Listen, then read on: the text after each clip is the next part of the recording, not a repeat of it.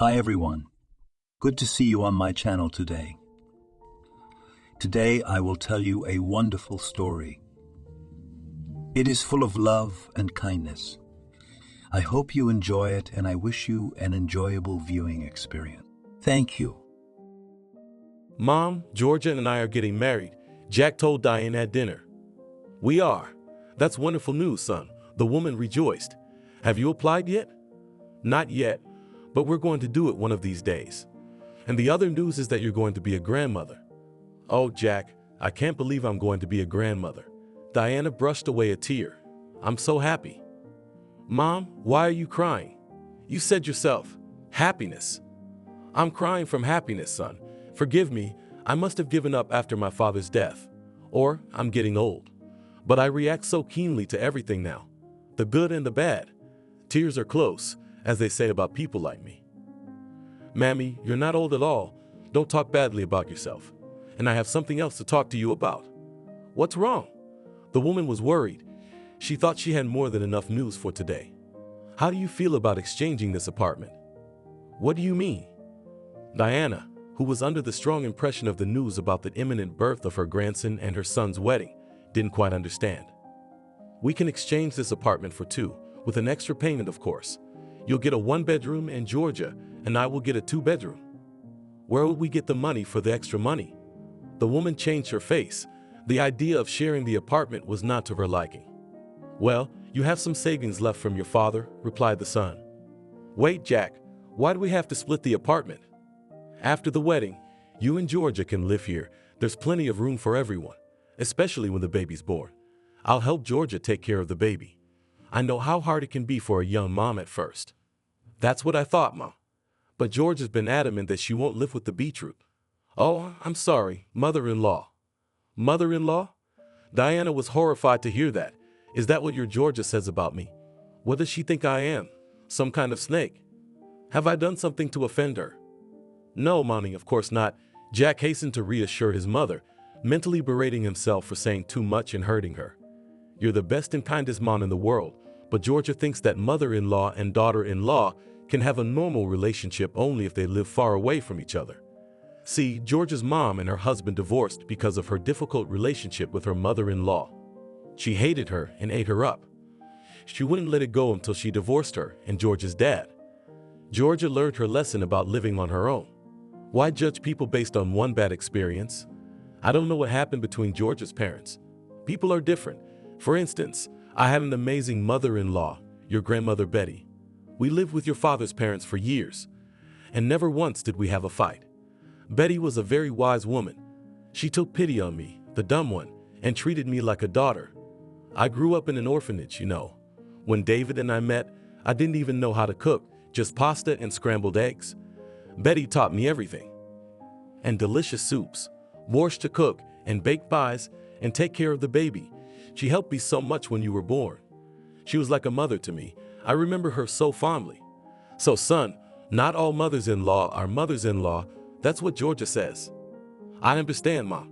Yeah, Grandma Betty was wonderful. It's a pity she died early. I was only 15. But I can't change Georgia's mind. She's so stubborn. She gets it into her head. She says it's no place for two women in the same kitchen, and I don't want you to fight with her. I wasn't going to quarrel with her, but she is very unfriendly towards me, as I understood from your words, Diana said thoughtfully. Everything her son had said displeased her to the core. No, Mammy, Georgia is fine with you. Don't get any ideas. Is that why she calls me beetroot? Oh, don't mince words. She wasn't talking about you. She was talking about her grandmother, the one who got her parents in a fight. She's a real bitch. She always calls you respectfully by your first name and patronymic, and I wouldn't let her speak ill of you. Thank you for that, son. Diana smiled sadly. Besides, Mom, think about it. Why do you need a 3-bedroom? Jack started talking about the apartment exchange again. It's a lot of extra cleaning. You'll be more comfortable in a 1-room apartment in Georgia, and I will soon have a family, a child, you know. So, Mom, you should think about changing the apartment, okay? Okay, I'll think about it, Diana sighed. All right. Jack got up from the table. Thanks for dinner, Mom. It was delicious, as always. I'm off to Georgia's to help my future mother-in-law put the dresser together. Don't lose me if you need me. Maybe I'll stay there tonight." The son kissed his mother on the cheek and ran away, leaving Diana in complete confusion. For about 10 minutes, the woman sat as if in a stupor, not understanding what was going on. The proposal to exchange the apartment was a complete and extremely unpleasant surprise for her. 3 years ago, Diana was widowed. It was a very difficult ordeal for her. With her husband, David, they lived a little more than 30 years, raised a son. The couple lived well, friendly, understood each other with half a word, and for all the years of married life never once seriously quarreled. There were, of course, disagreements, as with everyone, especially in the early years of life together, but Diana and David loved each other very much, and therefore were able to find compromises and did not allow a small quarrel to grow to a large scale. First time after the death of her husband, Diana thought that for her life is over, she longed for her David. But still the woman found the strength to live on. The only son supported, a close friend, and of course her favorite job. Diana taught math at the technical school and loved her profession and her students. When Jack met Georgia, Diana took the girl very well. Mother never interfered in the life of her adult son, realizing that this can only spoil the relationship with him.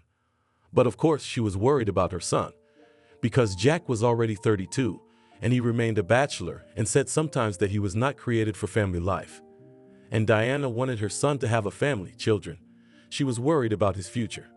And then came Georgia, with whom Jack really fell in love. To be quite honest, it cannot be said that Diana was delighted with Georgia. It wasn't a matter of maternal jealousy.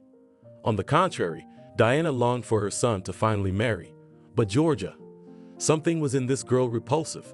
Intellectual Diana, seeing that the chosen one of her son is not too well-mannered and rude. But the woman tried to convince herself that there are no perfect people. Everyone has some flaws, and if her son loved this girl, it means that she should accept it and try, if not love, then at least treat with kindness and respect. A good mother-in-law gains a daughter, and bad mother-in-law loses a son. This once heard the phrase Diana remembered well, and understood that she did not want to lose her son, and therefore will try to do everything in her power to establish good relations with her daughter-in-law. And today, her son shocked her with the news that Georgia, it turns out, calls her a mother-in-law and already in advance set up for conflict relations. Diana was completely incomprehensible. Why? Because she really treated her son's daughter-in-law well. It was unclear to Diana what Georgia had gotten herself into a tizzy and why her son was going along with her. Having recovered a little, Diana cleared the table, turned on the dishwasher, and decided to call her close friend Anfisa, with whom they had been friends since their student days and used to share with each other everything that had come to a boil. "What a mess," exclaimed Anfisa. "What do you mean? Georgia is turning Jack against his mother?" "I don't think she is." Diana tried to stand up for her son and future daughter-in-law. "It's just that Georgia doesn't want to live with me, so Jack is offering to split the apartment." "Don't you dare say yes. It's your apartment. Let your son earn his own. And if Georgia doesn't want to live with you, let her live with her mother or rent a place. Why didn't they think of that option if they want to live separately?" "I don't know, Anfisa. The thing is, Georgia's pregnant. She's going to go on maternity leave soon. My Jack can't afford to pay his salary and rent an apartment and support his family. There are so many expenses with a child. Clothes and diapers. Don't tell me, Diane, that you're ready to trade up." "That's just it, I'm not. We've lived in this apartment with David for so many years, it's so dear to me. Every corner is dear. I don't want to move anywhere, but I don't want to quarrel with my son either. Anyway, Anfisa, I don't know what to do. I feel at an impasse." "Talk to your son again. You've always had a good relationship with him. I'm sure this girl has Jack in a twist. It was her idea to split the apartment. I wonder why she wouldn't offer that to her mother. Georgia has a little sister, and they live in a 2-bedroom. I see, that's why she wants your place. Anfisa, sooner or later they'll get my apartment anyway. I'm not forever. And I don't want to start a swap at all." Diana was ready to burst into tears from the resentment that came over her. "Wait, Diana, don't get so upset. I can hear your voice is shaking. Try to calm down, or your blood pressure's gonna spike again. Besides, you know that nerves aggravate all diseases, and you've already lost your health since you left. So, my dear, take a sedative and get some rest. Tomorrow, you'll talk to your son again. He must realize that it's wrong to solve his problems at his mother's expense." After talking to her friend, Diana calmed down a little. How good it is that she has Anfisa in her life. a faithful and time-tested friend from whom there is no need to hide anything and who will always find the right words to cheer up and calm down. The woman drank sedative drops and went to bed, hoping that the morning, and indeed, according to the proverb, will be wiser than the evening, and she will be able to convince her son that idea of exchanging the apartment, extremely unsuccessful. Diana slept badly that night, constantly waking up. Anxious thoughts did not give her peace, and when she fell asleep again, she was tormented by nightmares. She dreamed about strange men with unpleasant faces taking furniture out of her apartment, and she ran after them and begged them not to do it. And then Georgia appeared from somewhere with a huge belly, laughing nastily and saying for some reason in a bass voice, "Well, mother-in-law, say goodbye to the apartment." In the morning, Diana woke up completely wrecked. It was good that it was Saturday and she didn't have to go to the technical school. She loved her job, but today she was glad to be able to stay home. Her head ached after a hard night's work, and her whole body ached as if she had been carrying bags of cement the day before. And Fisa was right, nerves aggravate all her ailments.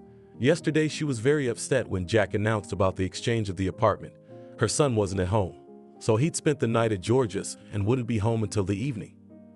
Diana decided that she would talk to him about her unwillingness to exchange the apartment. Jack must understand her feelings. The woman had no doubt that her son was being pressured by his future wife. He would hardly have thought of such a thing himself. To distract herself from unpleasant thoughts, Diana started cleaning the apartment. She liked to put the house in order. This activity always calmed the woman. And now, as she carefully dusted her favorite porcelain figurines, she thought about how much she loved her home and was not ready to give it up for her future daughter-in-law. But whether her son would understand, the last thing Diana wanted was for her and Jack to have a serious disagreement that would cause a quarrel. After the death of her beloved husband, Jack was the closest and dearest person to her. For his sake, of course, she was ready to do a lot, but everything has its limits. Jack, as the woman supposed, appeared at home only in the evening and looked a little tired. He told his mother that his future mother-in-law suddenly needed to make repairs in the kitchen, and she asked him to help, and he, of course, could not refuse. "Aren't you hungry?" Diana asked her son, certain that the future wife and mother-in-law had fed Jack dinner. But she was wrong. "Very hungry, Mom," the son admitted. "Why didn't the bride feed you?" The woman couldn't resist asking. "I told you that they are repairing the kitchen, not to cook now." "I see," sighed Diana. "Do you want borscht?" "You're asking me." "I will, of course." After her son ate 2 plates of borscht with appetite, the woman decided that it was time to talk to him. "I was thinking yesterday and today about what you suggested, Jack." "You mean the apartment exchange, Mom? Are you okay with that?" "I'm sorry, son, but no," the woman answered calmly and firmly. "That's how," Jack said disappointedly. "But why?" "Son, tell me honestly, did your future wife give you the idea of exchanging our apartment?" "Well," Jack hesitated. "We thought about it together. We have to have somewhere to live after we get married." The son's confusion only confirmed his mother's guess that it was Georgia who had talked him into the apartment. "Jack, don't get me wrong," Diana said in a soft voice. "I'm not old anymore, and I want to live out my life in this apartment. You young people have it easy. If you want, you sell it, you move. But for me, all these moves are already a huge stress. Besides, this apartment is very dear to me. Your father and I earned it together. We sold the little 1-bedroom I got when I got out of the orphanage. We lived with David's parents for a few years, saved up money to buy a new apartment, and did the repairs ourselves. It's a hard-won apartment, Jack, and I'm not ready to give it up.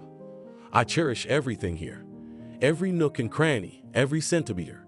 I'm sure your father wouldn't like it either." "Okay, Mom. But what about me and Georgia and your future grandson? Georgia doesn't have a place to live. You know, it's a small apartment, and her sister lives there too, and Georgia doesn't want to live with you." "I don't want to live with her myself," thought Diana, remembering the offensive word beetroot, and she said the following aloud. "I've already realized that living here is not an option for you, although I wouldn't mind. Your Georgia's probably right, though. It's better for a young family to live on their own. That leaves us with the option of renting an apartment. It's expensive. We've got expenses coming up, a baby on the way. I understand, and I can help you out with money until the baby's older and Georgia gets a job. But I don't want to trade the apartment." "I hear you, Mom," Jack sighed, getting up from the table. "I'll try to convince Georgia too." The words stung Diana unpleasantly. Why should Jack be the one to convince Georgia that the apartment swap was a bad idea? He shouldn't have let her dispose of something that didn't belong to her in the first place. The woman caught herself thinking that she liked her future daughter-in-law less and less. She had not yet become a wife, but she was already trying to command and manipulate Jack. And what will happen next? Diana became anxious for her son. What a cheeky girl. Anfisa was indignant when Diana called her the next day to tell her about the conversation with her son. I thought she was the one pushing him. Don't agree to this under any circumstances. There's no telling what Jack's life will be like with that girl. Imagine if they split up and your son comes back to your one bedroom and she keeps that apartment. You'd be a fool to agree to a swap. I'm not going to, Anfisa. And luckily Jack seems to have listened to me. So let Jack put his future wife in her place. She's got a mind to share an apartment she has nothing to do with. I'm sorry, Di, but something tells me this girl's gonna get Jack's blood and yours. I have the same bad feeling, Diana replied. The week passed quietly. Her son never brought up the subject of exchanging the apartment, and Diana was almost at peace, thinking that they would never return to it again. On Friday, Jack told his mother that he and Georgia were going away for the weekend to her aunt's house in the country, and he would not be home until Sunday evening. On Saturday afternoon, having cleaned the apartment and prepared dinner, Diana sat in a comfortable armchair with knitting in her hands. A romantic movie was on TV, and the woman was in the mood for a pleasant pastime. And closer to evening, she was waiting for Anfisa to visit.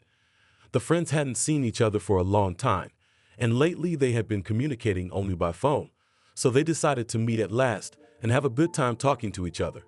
Diana did not suppose who it could be. Anfisa was supposed to come later. The woman hurried into the hallway and looked through the peephole. Standing outside the door was an unfamiliar, very full lady who immediately announced loudly, "This is Martha, your future sister-in-law. Open up." Hello, Diana was taken aback as she opened the door and let the woman into the apartment. They had never met Martha, George's mom. Diana had asked her son to introduce them, but Jack waved her off and said that if it came to marriage, he would introduce her. The visit of the future relative surprised Diana very much. "Why are you standing there like a stranger?"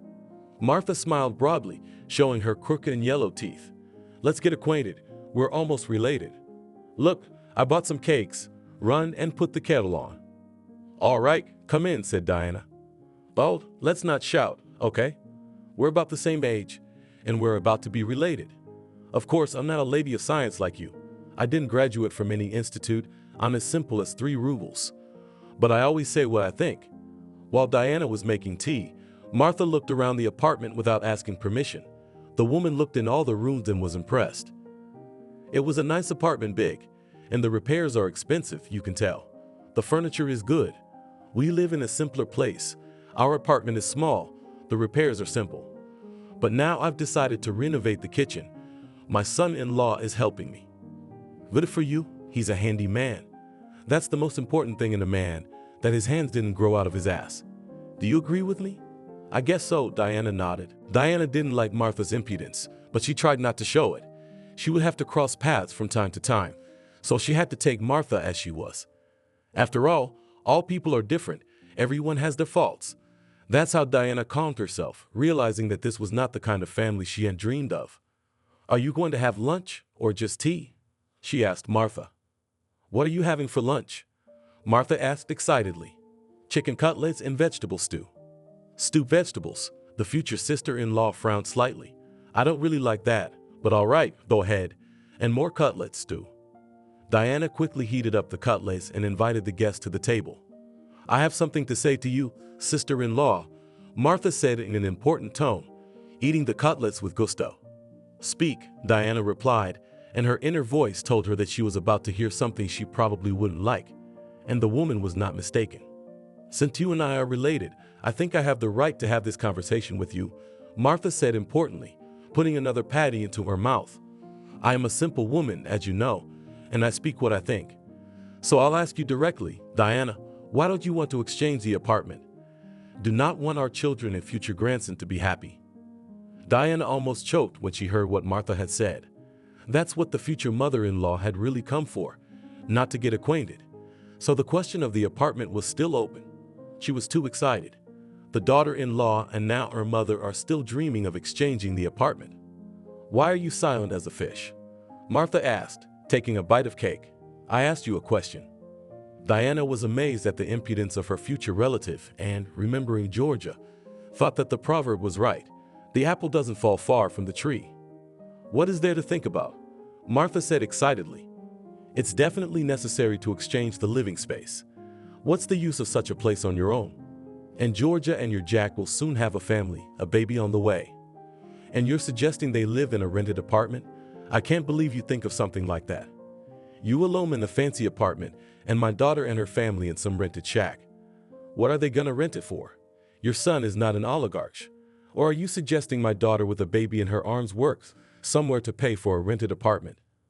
I've already told my son that I can help out with money while George is on maternity leave. And you probably could too. Diana tried to stay calm, even though Martha's insolence and assertiveness were beginning to irritate her more and more. But she didn't want to bring the matter to a serious conflict after all. This woman was the mother of her future daughter-in-law. The realization of such an imminent prospect made Diana uncomfortable. No, I don't have any extra money. Martha snorted unhappily. And I'm not going to pay for any rent. You may have millions of dollars to spare. Judging by the renovation of your apartment and the furniture, you're obviously not poor. I'm a penny a penny. I'm not going to discuss my financial situation with anyone. Diana's patience was on the edge. All that I have, my husband and I have gained over the years, worked hard, earned, and I'm ready to help my son and his family. But I'm not going to split the apartment, and Jack and I have discussed it. Oh, that's what you are. Nauka. Martha hesitated, trying to find the right word. Mercantile, Diana corrected her. Don't get clever with me, Martha almost shouted. I may not be as literate as you. I didn't graduate from an institute, but I care about my children. I'm a real mother, and I'll cut anyone's throat for my child. So you're here to cut my throat? Diana interrupted her angry screams. She wanted more than anything to kick the insolent woman out the door and never cross paths with her again. Diana had already realized that it was useless to prove anything to a woman like her future sister-in-law. She would always bend her line and think she was right. Diana was horrified that her son was about to marry Georgia. How did Jack get himself into this mess? No, I come in peace, Martha said, her tone suddenly changing to a more benevolent one. Diane, you have to exchange the apartment. If you love your son and want what's best for him, you have to. She doesn't owe anything to anyone, especially not to you, said Anfisa, who suddenly entered the kitchen. Anfisa, Diana exclaimed in surprise, but how happy she was to see her friend. She had come just in time. I'm sorry, Diana. Your door was ajar for some reason. I wanted to ring the bell, but I heard shouting and entered without ringing the bell, so I overheard part of your conversation. Who are you? Marta was staring at Anfisa. First of all, don't poke me, Anfisa answered calmly, although Diana could see from her face that her friend was angry. We haven't had a drink, and it's the first time we've seen each other. And secondly, I am a friend, and as it seemed to me, you came to her house not with kindness. And I'm almost a relative of Olin's, and we're having an important conversation, which is not for other people's ears. Keyword, almost, Anfisa answered in her calm and confident tone. Jack hasn't married your daughter yet. They're going to have a child soon, so he'll marry her. Diana, why don't you say anything? Why do you let a stranger talk to me like that? Let him get out of here. We haven't finished talking. Diane's patience was wearing thin. Tell you what, Martha, she said. You really should go now. There's nothing more to talk about. I'm not going to share the apartment, and that's my right. You know, Martha glared. You're a bitch, Diane. You're a greedy bitch. You're a bitch, exclaimed Anfisa, who, unlike her friend, knew that people like Martha should be dealt with by their own methods and fought back immediately. I won't leave it like this, Marta shouted, running out of the kitchen. In a few seconds she came back, grabbed the box of cakes she had brought for tea, and muttered a curse and ran away again, and a short time later the front door slammed so hard that Diana and Anfisa shuddered. Thank you, Diana said to her friend. It's about time you showed up. Yes, as I felt, we had agreed on 5, and I did all my business today. And I thought, why wait, I'll go to you early. And it turned out to be a good idea. I got there, and it was such a scene. Listen, I've heard that insolence is a blessing in disguise, but not to this extent. It's not enough that your future daughter-in-law is working on Jack's apartment, but now my mom has decided to get involved. Amphis, I'm horrified to be honest, said Diana, and suddenly cried. Diana, what are you doing, my good girl? And Fiza hurried to calm her friend. This bastard is not worth your tears. That's exactly what she is. But my son will marry her daughter. How did my Jack fall in love with that Georgia? She's just like Martha. Insolent and ill-mannered. How am I supposed to socialize with them after all this? What if Jack turned his back on me and sides with him? I couldn't bear it. I've lost my husband. My son is the most precious thing I have. Diana covered her face with her hands and shook with sobs. Come on, Diana, come on. And Fiza hugged her friend. Jack is not like that, especially you have already talked about the apartment, and he agreed with your arguments. I'm sure he has no idea that George's mother has decided to pressure you. Make sure you tell your son about it, so he can put his future wife and her mother in their place. It's a terrible nerve to come into your house and demand an exchange.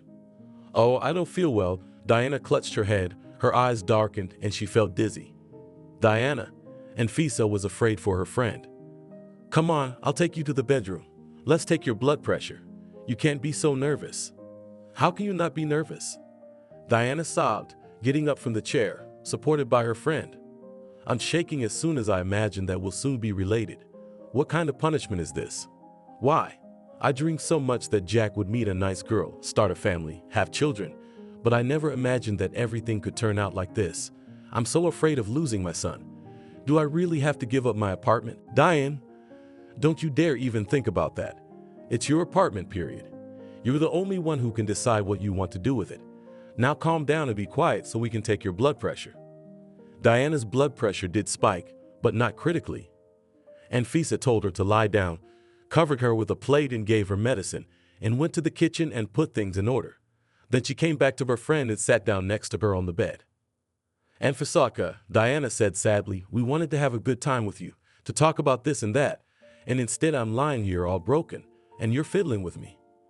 Don't worry about it. Do you want me to sleep over tonight? Jack's not coming back till tomorrow anyway. No, you don't have to. Your husband's home. What husband? Don't you know my Steve? He won't mind. I'm just scared to leave you alone. I don't know what's going on. I feel better, and Fiza, honestly, I'm just very sleepy. Go to sleep, Diana. I'll stay with you. Watch TV in the other room. Call me if you need me. Left alone, Diana tried to fall asleep, but sleep didn't come. She kept thinking about what had happened and didn't know what to do next. She was afraid that Georgia and her mother would turn Jack against her. Deep down, she believed that her son wouldn't betray her. She and David couldn't have raised a bad man capable of betraying the people closest to him, but she was still very uneasy. She felt that Jack was becoming more and more under the influence of Georgia and her mother, and it frightened the woman. In front of her eyes, there was an angry Martha, demanding the exchange of the apartment. Such an indeed will tear the throat to achieve their goal. Diana still managed to sleep, and she slept surprisingly soundly and until the morning. And when she woke up, she immediately smelled something delicious. The woman immediately remembered the unpleasant events of the past day and realized that Anfisa had stayed with her until morning. Are you awake, my dear? Rejoiced her friend when Diana entered the kitchen. I'm sorry. I've been doing your housekeeping. I've made toast with cheese, cooked porridge, and your favorite cocoa. Anfisa, thank you, Diana replied, hugging her friend. I don't know what I would have done without you. I would probably go crazy with worry and anxiety. I'm so lucky to have you. We're lucky to have each other, Diane. They say there's no such thing as female friendship. You and I know that's not true.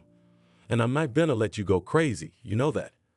It's so embarrassing that you had to spend the night at my place. Oh, come on, Diana. It's not inconvenient. And Fiza exclaimed cheerfully, how could I have left you alone last night? And don't worry about it. I slept so well at your place. Really? Much better than at home.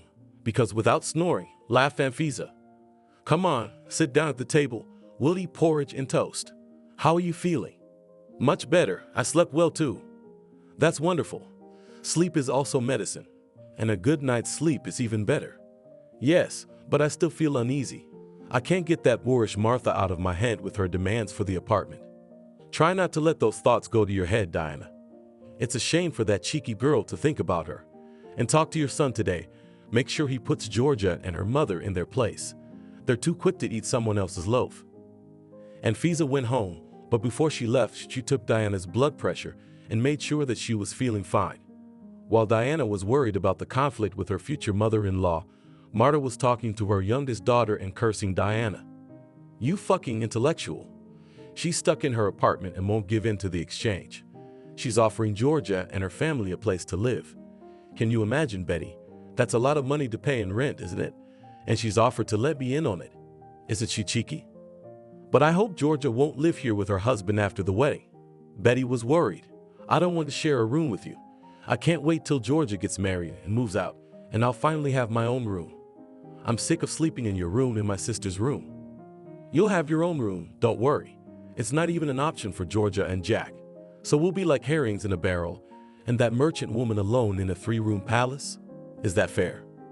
No, it isn't, Betty agreed. Mama, what if Jack finds out that Georgia isn't pregnant by him? What are you talking about? Martha's eyes bulged. What do you mean, it's not his? Mom, I'm not stupid. Georgia was still dating Victor when she met Jack, and I saw a 2-strike test in the trash. And then I overheard you two talking. You were telling Georgia that men don't know anything about women's stuff, so you can say the baby was born premature. Now, Betty, Martha was frightened. Forget what you heard. Do you understand? Don't you dare tell anyone. Georgia's having Jack's baby, and everyone must think so. And we're gonna get that intellectual. She's gonna sell the place like a sweetheart. She's not going anywhere. Mom, Betty wouldn't calm down. Why did Georgia turn Victor down if she's pregnant with his child? Victor's so handsome. What's wrong with him? Don't you get? What does she want with that punk-ass Victor? He lives with his mother in a communal apartment, sharing a room. What's George's prospects with him? Perspectives, Mom. Shut up, Martha shouted. You'll be correcting me again. Perspet. I've never been able to pronounce that stupid word correctly, but never mind. It's clear enough that you can't make a meal with Victor, and to give birth to such a man would only breed poverty, and he's as dumb as a donkey. He barely finished 9 grades. He has no job. All he's got going for him is a pretty face. Jack's a different story. He's got a hand in hands that don't grow out of his ass. He's done the wallpaper so meanly. He may not be rich, but he's a lot better than Victor. And he's got a place to live, which is important. All that's left is to get his mom. But we can handle that. We've talked our way into more than one. Georgia will have her own apartment. They'll register there with the baby. And then, if the family life doesn't work out, Georgia will get the apartment. And Jack can go back to his mother. And where would he go back to if his mother lives in a 1-bedroom? Well, that's not our concern, daughter. The main thing now is to get married as soon as possible and get an apartment, and then we'll see how the cards fall. Maybe Georgia will be happy with Jack. He's a good man.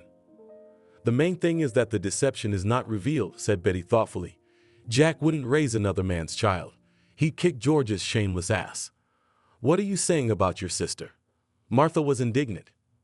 Am I wrong? Right or wrong, you've got to make your own way in this life, Betty. So don't judge your sister. She deserves better than to live in poverty with Victor. And as for the deception, how will it be discovered? Martha looked at her daughter carefully. You wouldn't betray your sister, would you? Of course not, Mom. How could you think such a thing? You ask a lot of questions, daughter. Don't spoil your sister's life. I know you two don't get along very well, but you understand. If Georgia gets a good job, they'll be better for you and me. You understand? Yeah, I get it, Mom. I get it. I'm not giving up Georgia, but I want her to get married and move out as soon as possible. All right.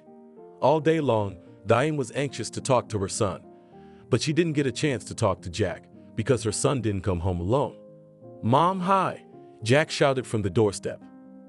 The excited woman hurried into the hallway and was immediately disappointed when she saw Georgia next to her son. Hello, Dee, said the girl. Diana corrected her. Oh yeah, I forgot. We'd rarely see each other. We're in Georgia. But if you want, I'll call you Mom after the wedding. No need. It's better to call her by her first name and patronymic, the woman replied calmly, though she was seething inside. Well, as you wish. Mammy, we're so hungry, Jack said, helping Georgia take off her coat, and we didn't come back empty-handed, by the way. Georgina's aunt gave you some goodies. Jack handed his mother a heavy bag, which the woman took to the kitchen. In the bag were 3 dusty leather jars with some obscure rookie preparations and a piece of lard. Diana noticed the rusty lids, indicating that the pickles were old. The lard was not very presentable either, and Diana put it in the freezer, deciding that tomorrow she would take it to the trash along with the suspicious pickles. "What are we having for dinner?" Jack asked cheerfully, peering into the pot on the stove. "Cabbage stew." "Georgia, do you want cabbage stew?" "With meat?" the girl asked. "With meat." "Then I will." "Son, you run the place yourself," Diana said, "and I'm going to lie down. I haven't been feeling well since yesterday." "What is it, Mom?" "Worried, son. Are you sick?" "No, don't worry." Diana couldn't bear to be around Georgia, so she preferred to shut herself in her room. She regretted that the conversation with her son would have to be postponed and worried about what would happen next. She liked her future daughter-in-law less and less, and her mother's heart told her that her son would not be happy with this woman. But what could she do? The woman was carrying Jack's child, and it seemed like something to be happy about. A grandson or granddaughter would be born, but Diana wasn't happy at all. In the morning, Diana ran into her son in the kitchen.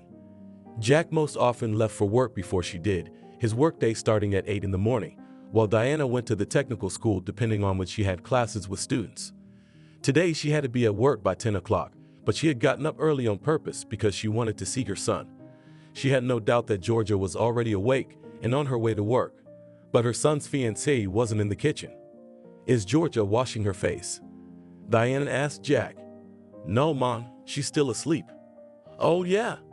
What time does she have to be at work?" "Georgia's taking the afternoon off, and she's going to the women's health clinic, so she's gonna stay here and then go home after the doctor." "You don't mind, do you?" "No, I don't mind," Diana answered, although she didn't really like the news that her future daughter-in-law would be alone in her apartment. It wouldn't have bothered her before, but in the light of recent events, she felt a little uneasy, and Jack was aware of her mother's displeasure. "Is something wrong, Mom?" asked the son. "Tell me honestly, don't you like Georgia?" Diana closed the kitchen door tightly and sat down next to her son. "Jack, are you aware that Georgia's mother came here on Saturday?" "Martha?" Jack was surprised. "No, Georgia didn't tell me anything, but maybe she doesn't know because we were at her aunt's in the village." "Why did she come to see you?" "To meet her?" "Not only that," she started demanding. Diana emphasized the word in her voice, "that I changed the apartment. And it's very unpleasant for me that practically a stranger is trying to tell me what I should do and has some kind of views on my living space." "Mom, I really don't know." Diana could see from her son's face that he was telling the truth. "And besides, I already told Georgia there's no apartment swap. I'm already looking for a place to rent, by the way. I found a couple of nice one-bedrooms for a reasonable price. I didn't expect Martha to show up at your place. You two don't even know each other." "I wish we didn't know each other anymore." Diana couldn't help it. "Mom, but I can't leave Georgia. She's having a baby. And I love her, I guess." "You guess? So you're not even sure you love her?" "Mom, things have moved so fast with her and me," Jack replied after a moment's hesitation. "I really like Georgia. She's funny, beautiful, energetic, and yes, I thought I was in love. And then she broke the news about the baby. Well, that was, as they say, a no-brainer. It's not like I'm a scumbag or anything. And you've been wanting grandchildren and a family for a long time. Isn't that right?" "That's right, son. Of course I want you to have a family.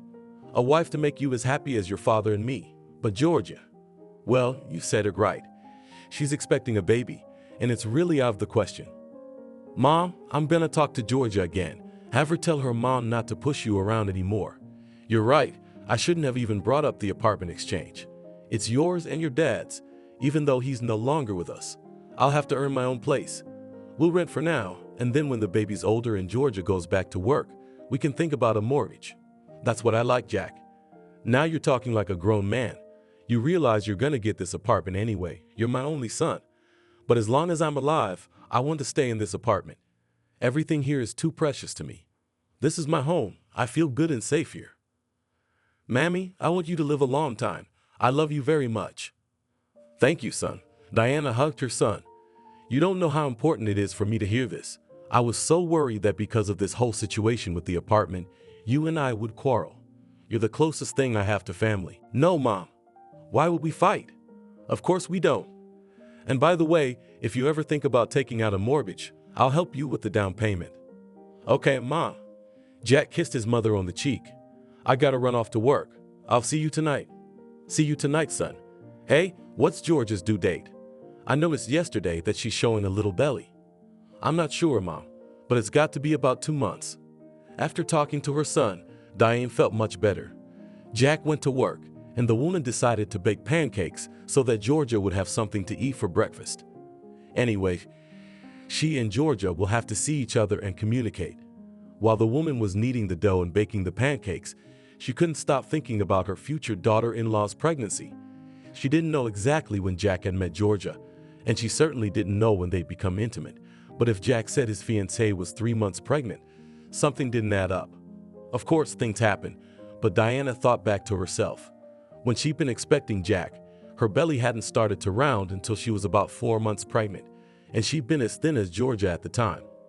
Georgia's belly was 4 months old now, if not more, but not 2. Either Jack was confused or an unexpected and very unpleasant guess crossed Diana's mind. What if this baby isn't Jack's at all? How many deceived men raise children that aren't their own? Diana decided that if her daughter-in-law woke up before she could leave for work, she would ask her how far along she was and see how she reacted. If she got nervous, something was up. With a stack of lacy pancakes on the table, Georgia entered the kitchen. "Hello, Diana," she said, yawning. "Hello, Georgia," Diana replied, deciding not to correct the girl who had gotten her middle name wrong again. "How did you sleep? How are you feeling?" "Everything is fine," Georgia, without waiting for an invitation, sat down at the table and took a pancake. "Is there sour cream?" "Sure." Diana took sour cream out of the refrigerator and put a bowl in front of her future daughter-in-law. "Thank you," said the girl, eating the pancakes with appetite. First time I had such a toxicosis, I could not eat anything. But now it's good, appetite beastly." "Eat to your heart's content," said Diana as peacefully as possible. "How far along are you, Georgia? My belly is already rounded." It was obvious that this question took Georgia by surprise. She changed her face, stopped chewing and thought for a while, then answered cheerfully, "I'll go to the doctor today and find out." "So you have never been to a gynecologist before you found out about the pregnancy?" Diana was surprised. "Nope." Georgia regained her composure and started another pancake. "What's the hurry? It's not much longer, and the belly is noticeable because I've put on weight. It's not from pregnancy, but from the fact that I'm eating like crazy now." "Oh, what delicious pancakes you have, Diana." And she didn't care so much what this person called her. The woman had little doubt that Georgia was lying. She knew her due date, and the child was not Jack's. But how to get this insolent girl out? "Georgia, I have to go to work," Diana said. "When you leave, just shut the door." "Don't you have another key?" the girl asked. "Yes, but why do you need a key?" "I don't know if I'll forget something here, or if I'll decide to come back here instead of home. I like your place."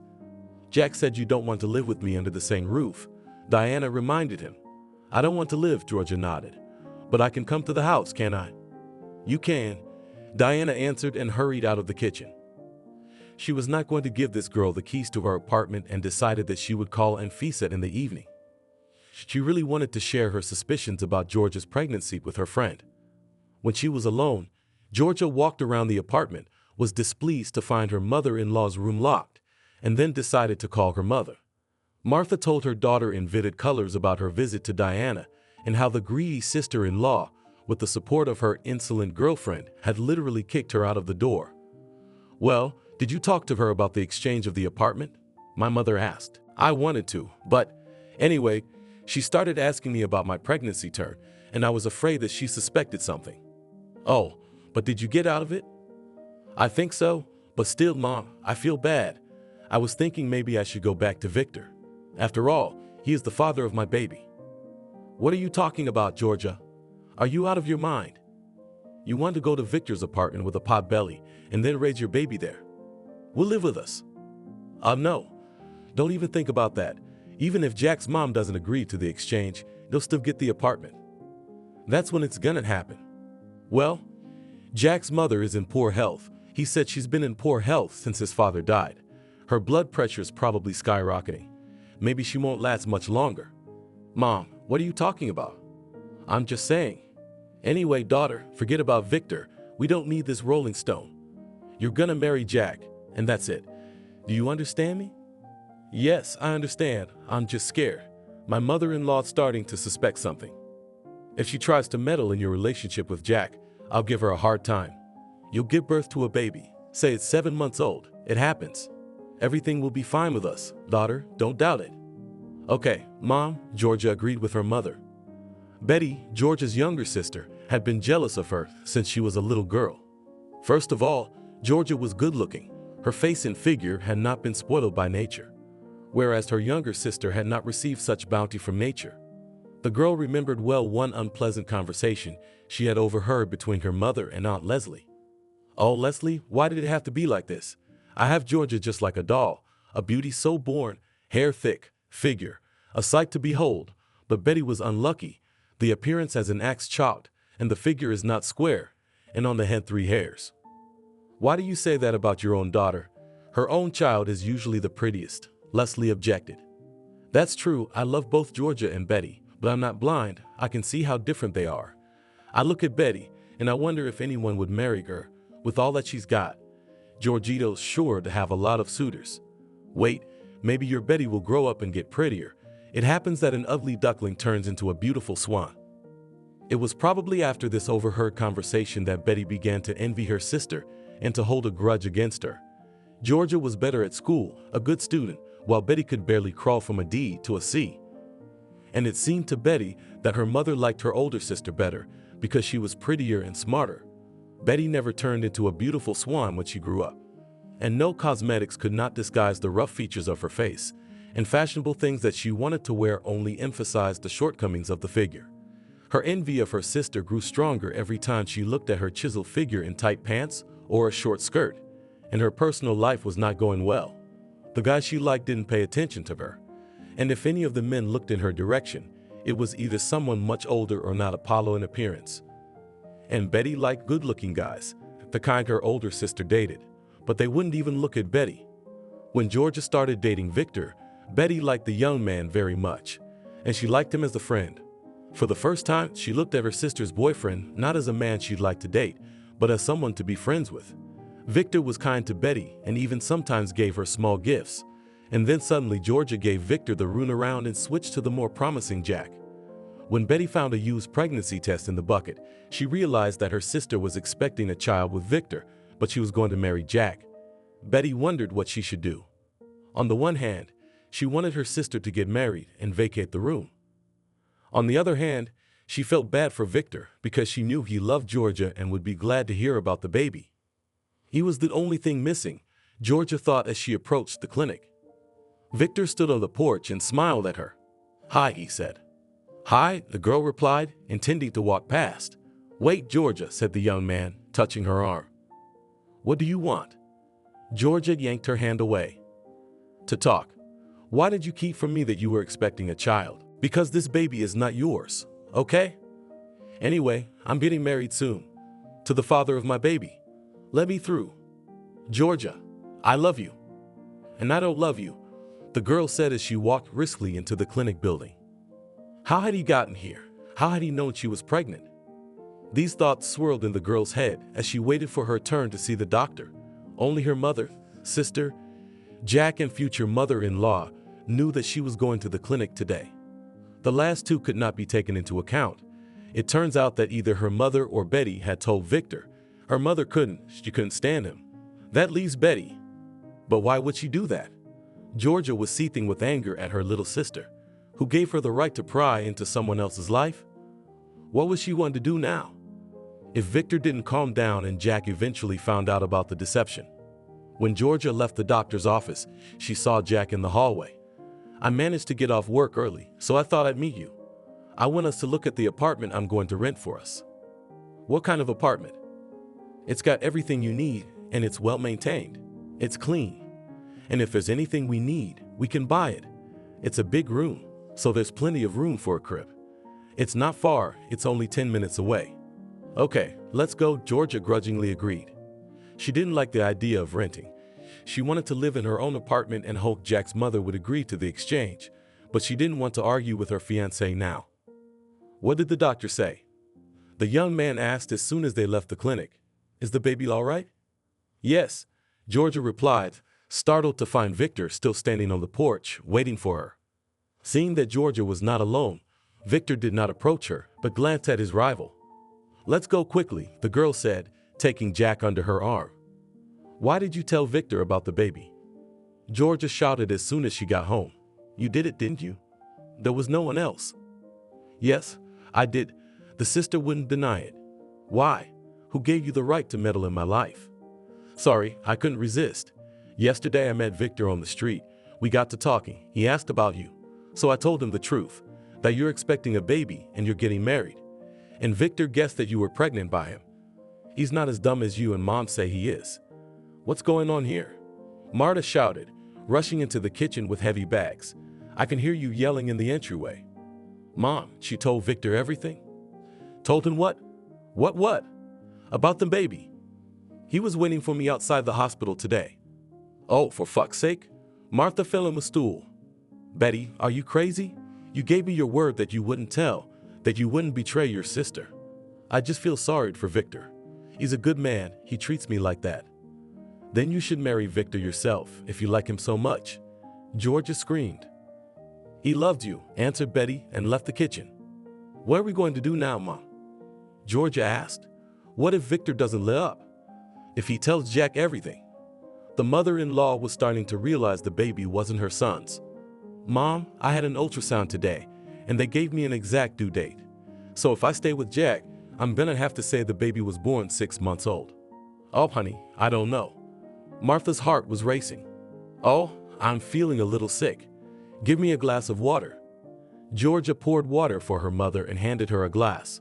Martha drank it down greedily, then set the empty glass on the table with a clatter. I guess we'll never get an apartment. That's Betty, you snake. You're good too.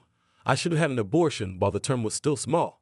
How can we pass off Vitya's child as Jack's child if the terms don't match?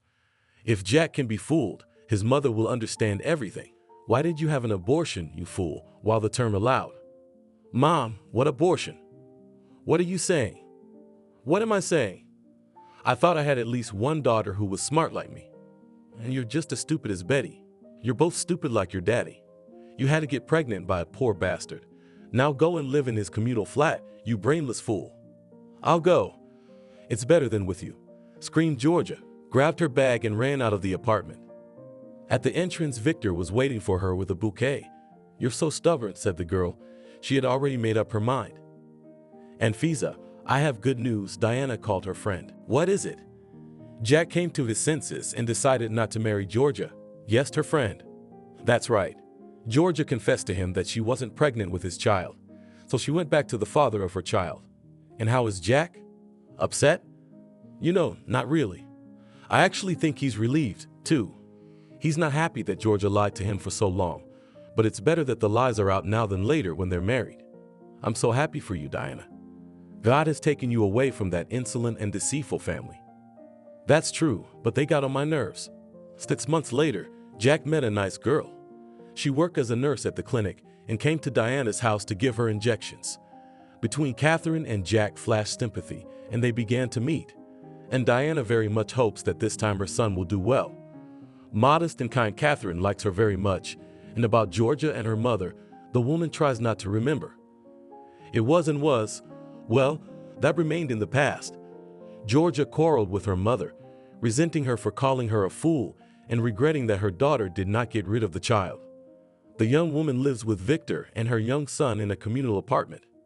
Victor's mother managed to get a room in the dormitory at work, where she moved in order not to interfere with the young family. Victor turned out to be a caring husband and a good father. He actually loves Georgia very much and is crazy about his little son. Whether Georgia is happy with him is hard to say. But when she watches Victor fussing with the baby, she begins to realize that she did the right thing by going back to him. And now she regrets only one thing, that she listened too much to her mother's opinion. Her sister Georgia forgave her, and they sometimes communicate. Betty comes to her sister and Victor to babysit her nephew.